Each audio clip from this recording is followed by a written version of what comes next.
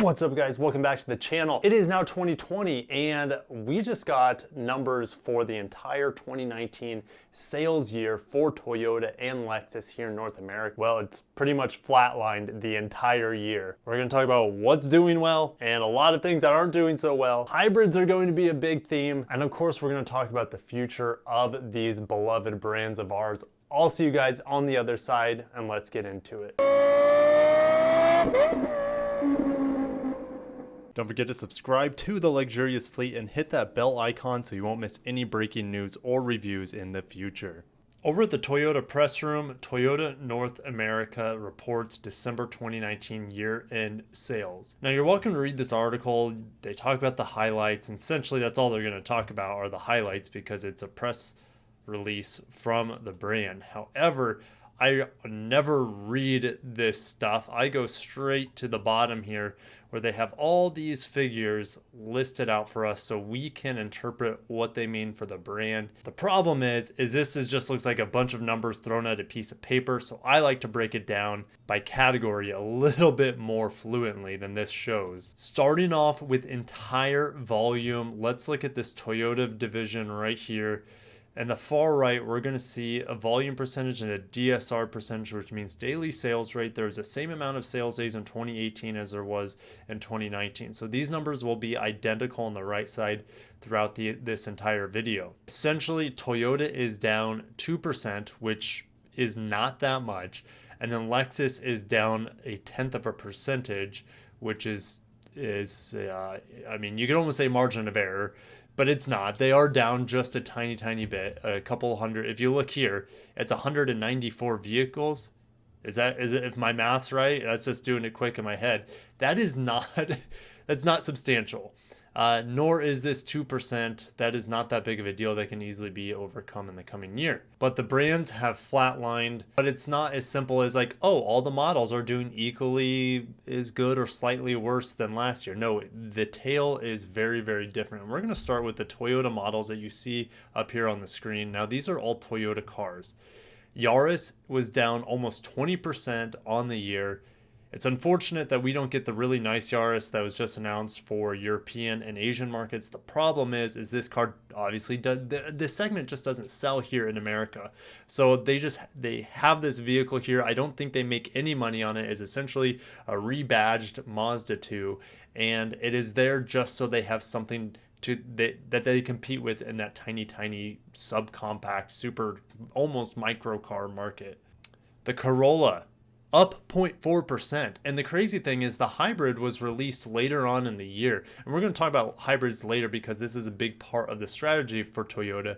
But 0.4% up on the year, they sold about 1,000 more units than they did the year before. And a big part of that was the redesign on the Corolla. We know that sedans aren't doing so hot. That'll be a reoccurring theme here in this video. But it's good to see. I love the Corolla. I essentially drive a Corolla on a daily basis. It's a Toyota Matrix. They don't make it anymore.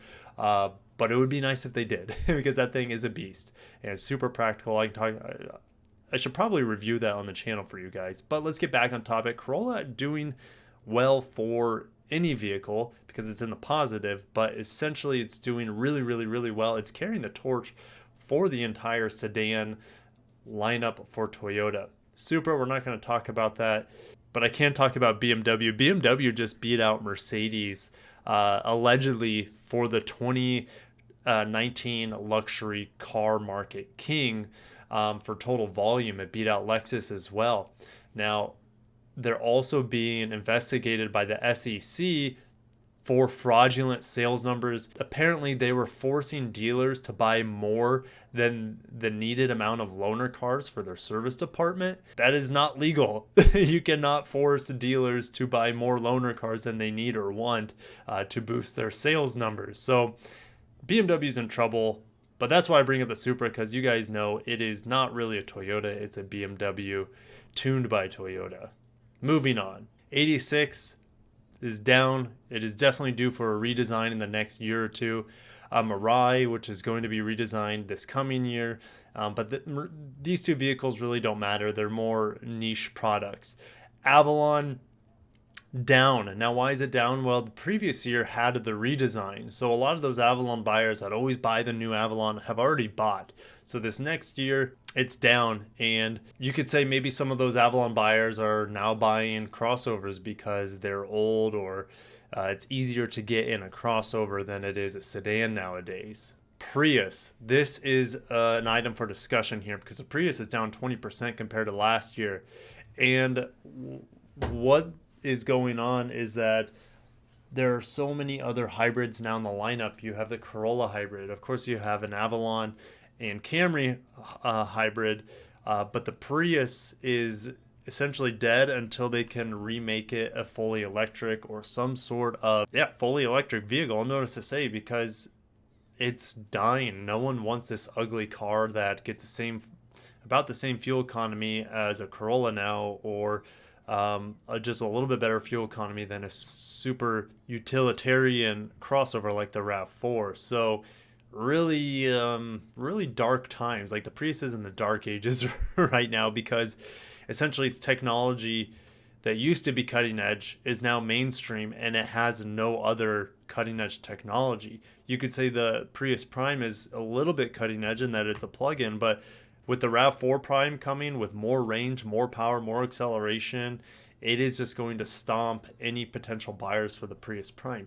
So the Prius really needs an entire fully electric, high performance, super long range sort of successor, or is this going to be left in history as a once was type of vehicle?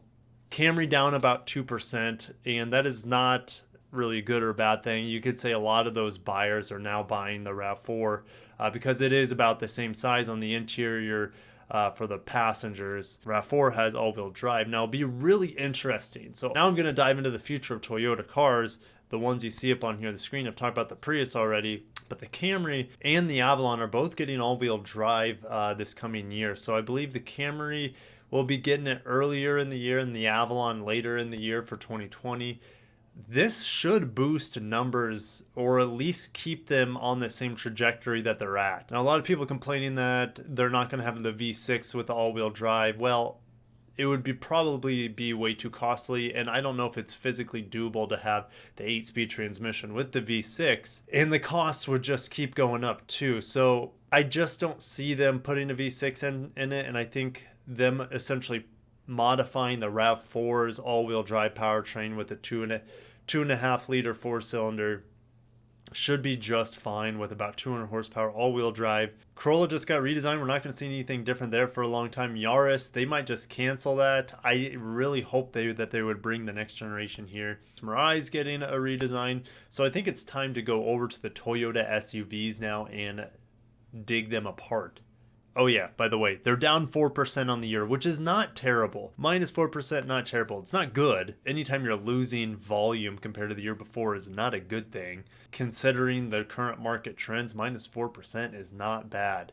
Okay, now we're at the Toyota trucks here, or SUVs. They're kind of combined in one category over at their website.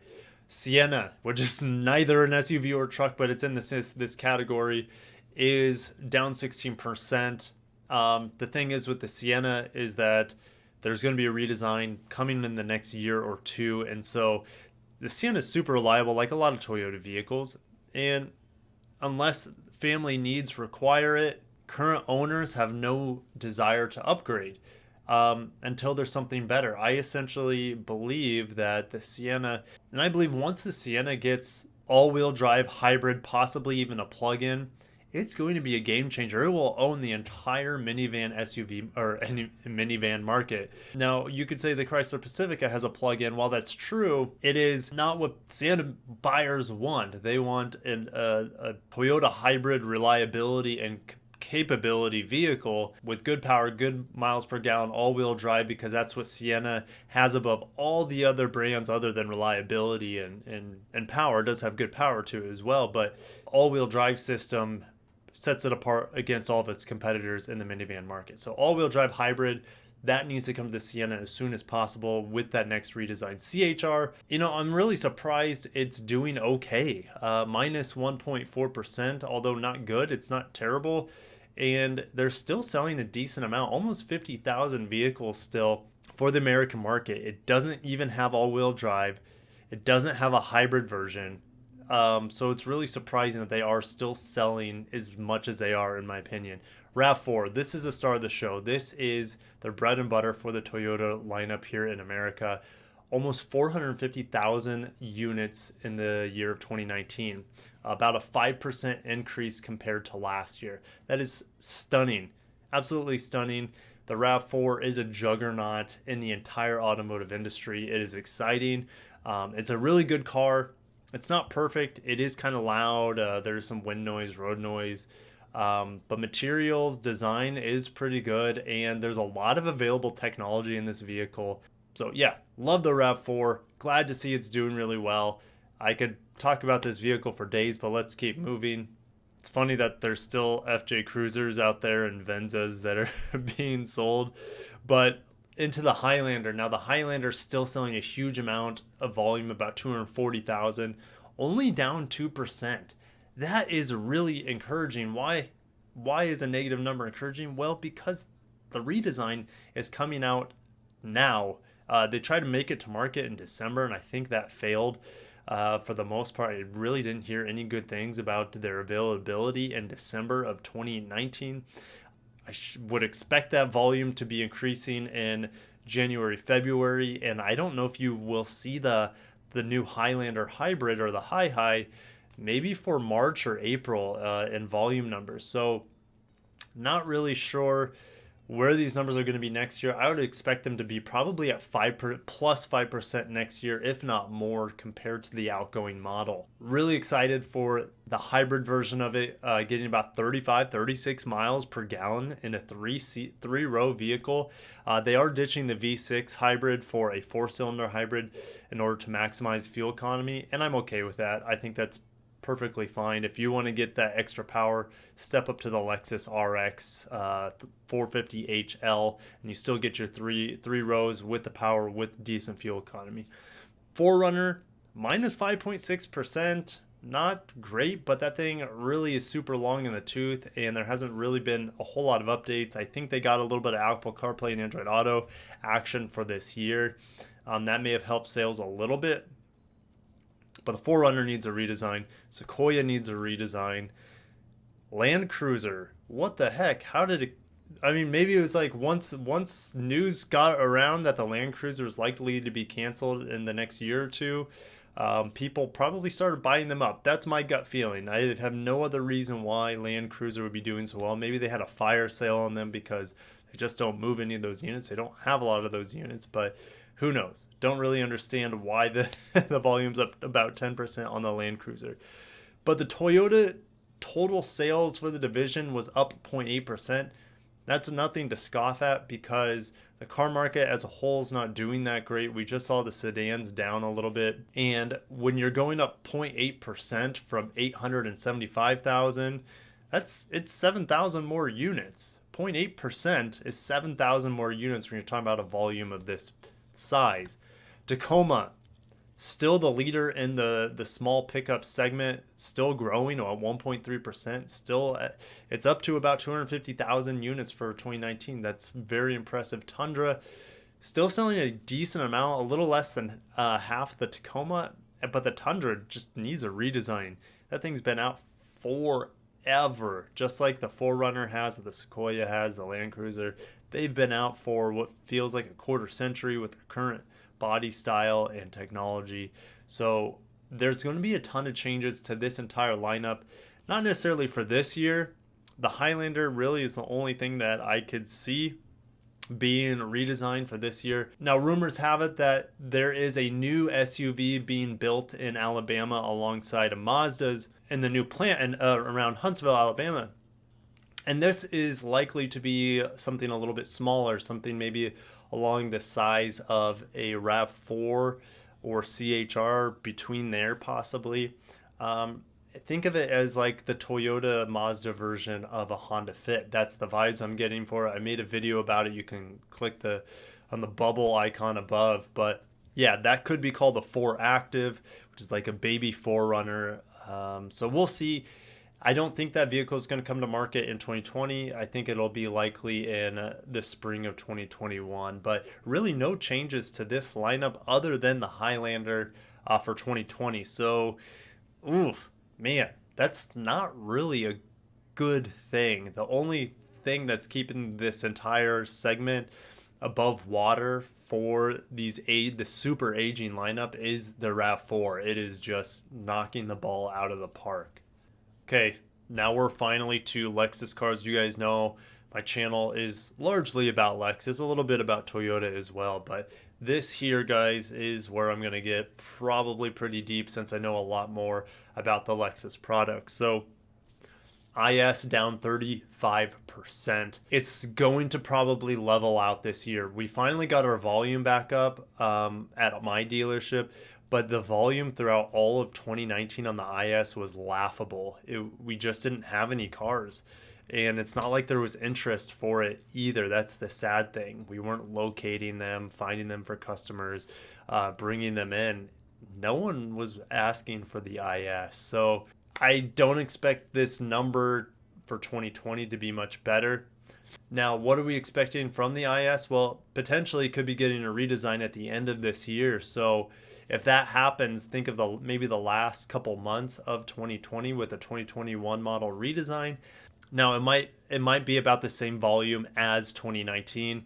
I don't see them being able to recover from 2018 with almost 23,000 units until they have a full sales year of the IS with the new redesign. So that's probably the full year of 2021, assuming that we get the new generation IS or the fourth generation IS, whatever you want to call it, at the tail end of this year. But that really needs to happen because the sedans are just dying. The RC is in the segment as well, and the RC did pretty good for 2019.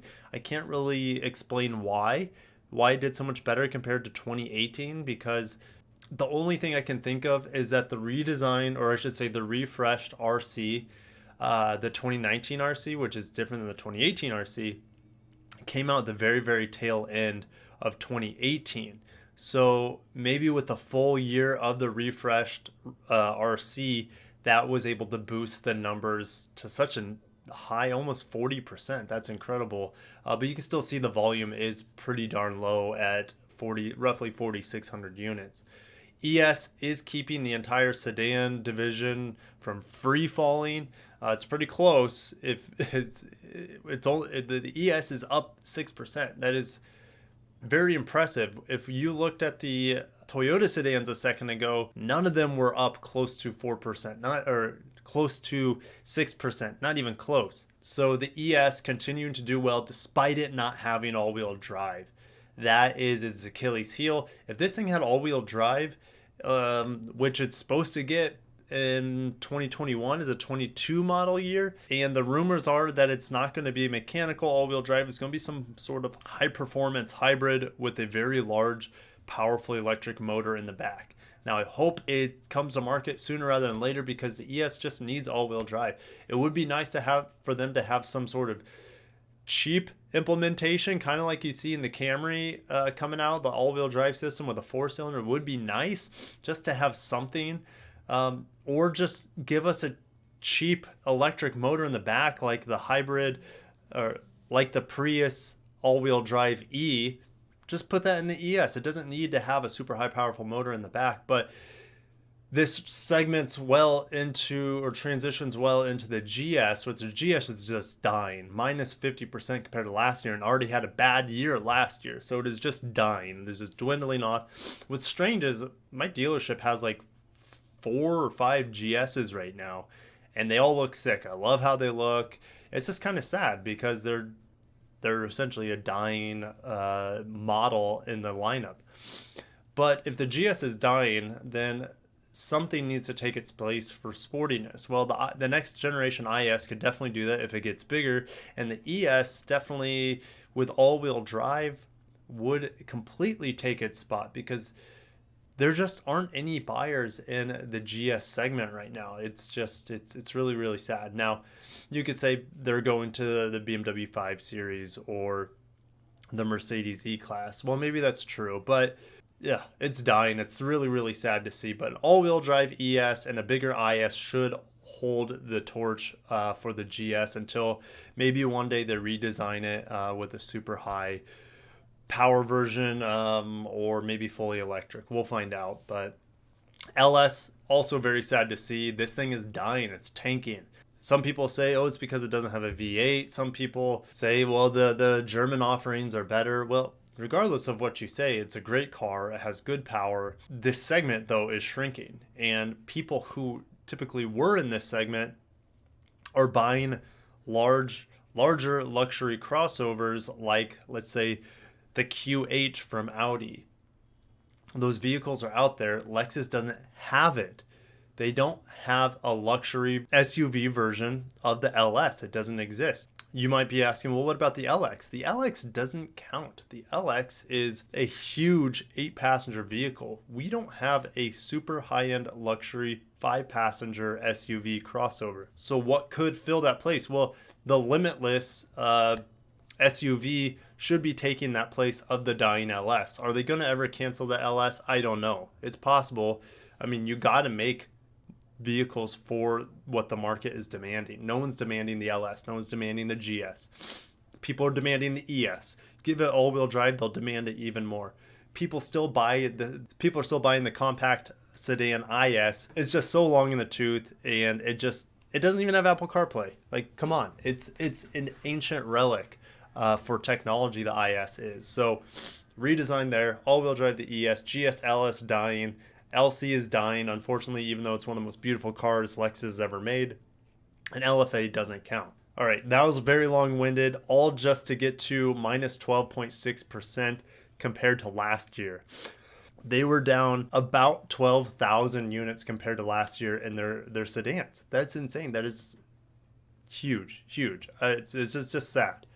But the glimmering hopes are the ES and the RC. The two big hopes going in or leaving this kind of sag dying sedan segment is the redesigned IS, hopefully arriving this year in the 2020 calendar year, and then an all-wheel drive ES in some shape or fashion hitting next year. Over to the Lexus SUVs or trucks, whatever you want to call them. We'll touch on the UX the last. Let's start from the bottom up this time. LX, strangely down just a really small percentage, which is surprising because it is super long in the tooth. I can't explain why it did so well in December. It made up a lot of volume in December. If you look at these numbers right here, 562 compared to 212 last year in December alone. And when you're only selling about 4,000 to 5,000 vehicles, that's a huge amount that it gained in just a month of December. So the LX doing well. If you've been watching my channel, the LX will be getting a redesign. Rumors are that it could be happening. The LX 600, what it is going to be called, could be happening as soon as this year in 2020. I'm not getting my hopes up though, because Lexus they're just so slow, but they are super secretive about things. That they drop the bomb on us, please, I'm okay with that because this thing does need a replacement. The GX just got a refresh really late in the year, and it was mainly a design refresh on the outside. It does finally get some things like panoramic camera, but it is down 3%. I would expect it to be up next year compared to this year, and the reason is we'll have a full model year of the GX.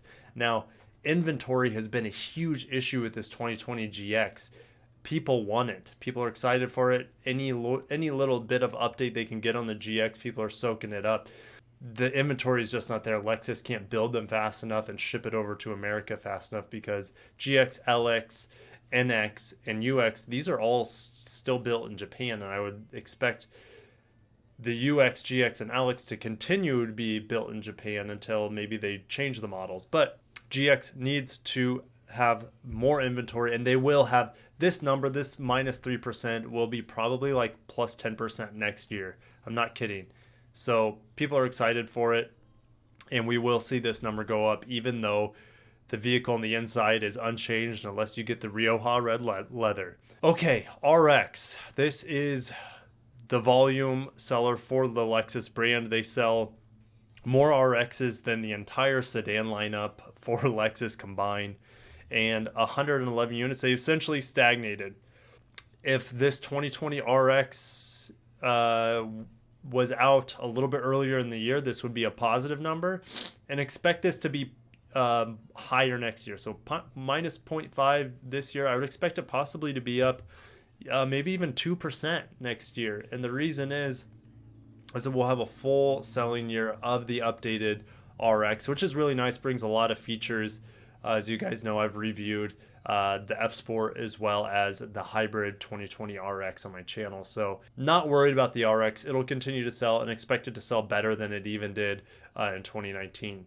NX, I just reviewed the NX. They have started implementing some things more and more in there, like the panoramic camera just got Android Auto as well. So it is good to see small updates like that, but it is kind of getting long in the tooth. And this segment is probably the fastest growing luxury segment in America, this compact crossover.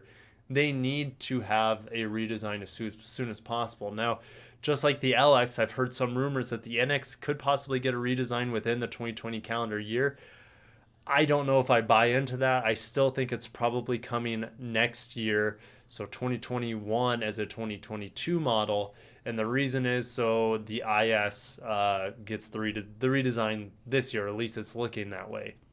But yeah, 5%. It is actually performing the worst compared to its stablemates in the Lexus lineup. And that's really too bad because its competitors out there, especially the German competitors, the GLC, the X3 from BMW, those are doing better than the NX, unfortunately. And it's not because they're better vehicles. Obviously, they're not better made because they're more expensive to maintain as you own them, and they're not going to be as reliable. But they're more cutting edge. They have more technology. They're more attractive in some ways with their technology. I still think the NX looks. I don't like how the GLC looks. The X3 is okay. I'm not a big BMW guy either.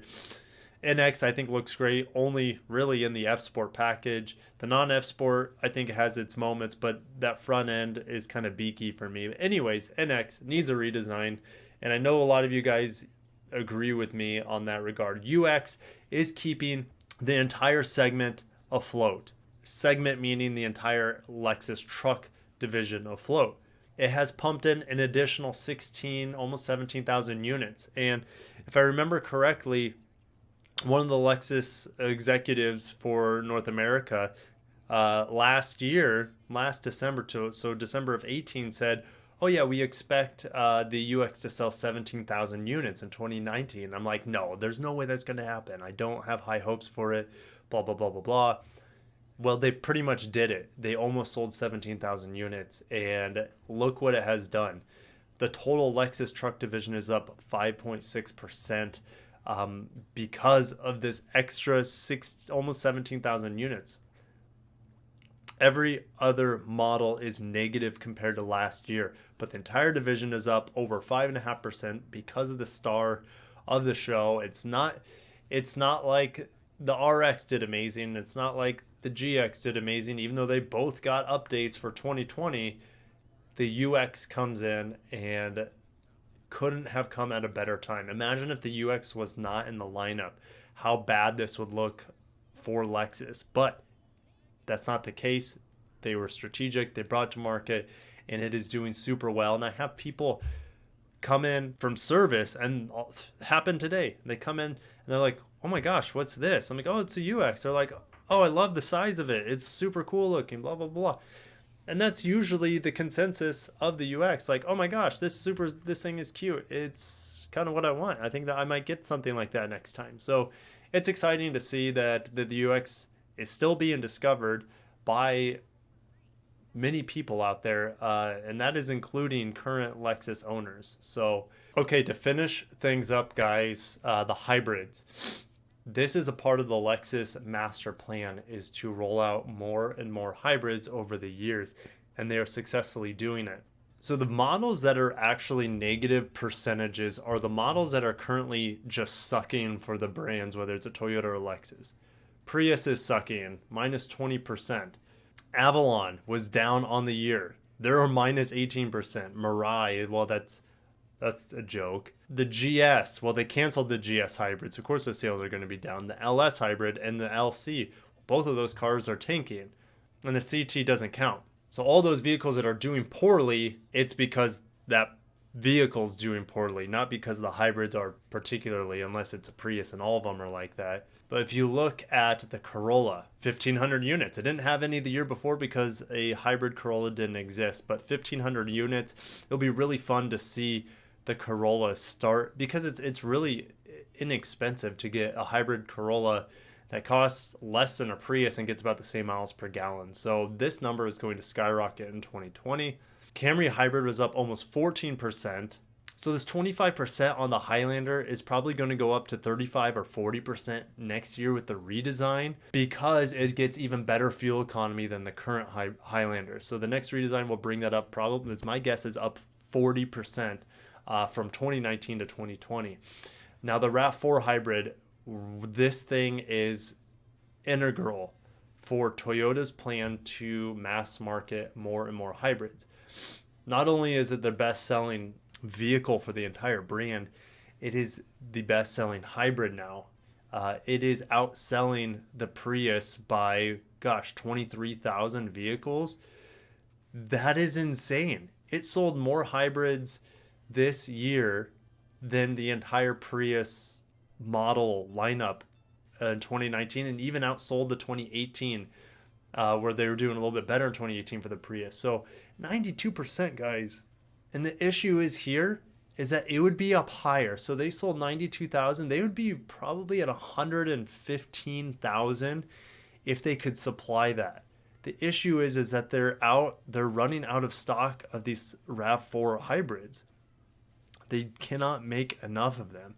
And that's why you're seeing a lot of my videos talking about Toyota teaming with BYD and CATL, these huge, and Panasonic, these huge battery makers in Asia, to be able to supply the massive amount of hybrids they're making. That is their goal, is to be the number one hybrid manufacturer in the world. They already are, but to mainstream it and then slowly work into fully electric vehicles once they have better battery technology, like solid state batteries. ES hybrid up 73%.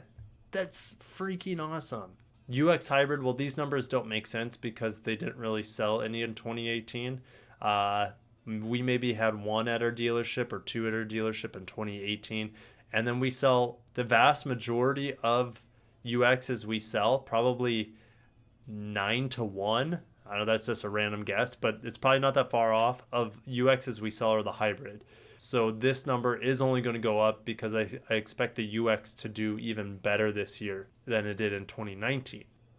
RX hybrid, even though it hasn't been updated in what it feels like forever, is still growing in volume. NX hybrid was up 6.4%, even though its lesser counterpart, the RAV4, is up 92%. It doesn't share the current RAV4's electrification. It has a previous generation, and it's really too bad because the NX needs to be updated as soon as possible to be able to have a luxury version of the RAV4. That's essentially what the NX is. So excited to see where that comes with a new redesign. And the LS and the LC are dying. I don't know what they're going to do. They might just cancel the hybrids on them. Total Toyota hybrids up 26%. Lexus hybrids up 43%. That is a total of about 29% compared to last year. That should sum it up. I don't have any more pictures to go over with more numbers. I'm kind of sick at this point. I'm going to throw up if I see more numbers. So let's get back to the camera and kind of just catch our breath. That was a lot of numbers. Flatline. The brand's flatline. But what hasn't flatlined, I think the takeaway of this is the hybrids. They are succeeding in their goal for electrification. Even though it's not fully EV or battery electric, they are still probably producing more batteries than the vast majority of automakers out there. And this is their slow steps towards full electric vehicles, whether that's hydrogen or battery electric vehicles. So 2020 will be a pretty interesting year. I don't see a whole lot of changes in terms of volume. I would expect, again, for the brand to be fairly flatline compared to 2019.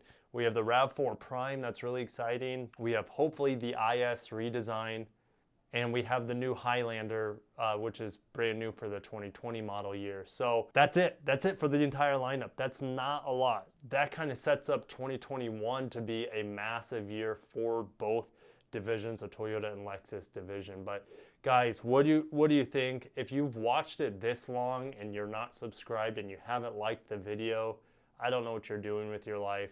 To watch almost an hour-long video of me just talking about numbers and the current state and the future expected states of these car brands. But I'll see you guys in the comments. I'm sure a lot of you have your own thoughts and your own opinions, and especially if they differ from mine, because that's when I start learning. I'll catch you guys in the next video. Until next time, I'm going to bed. Peace out.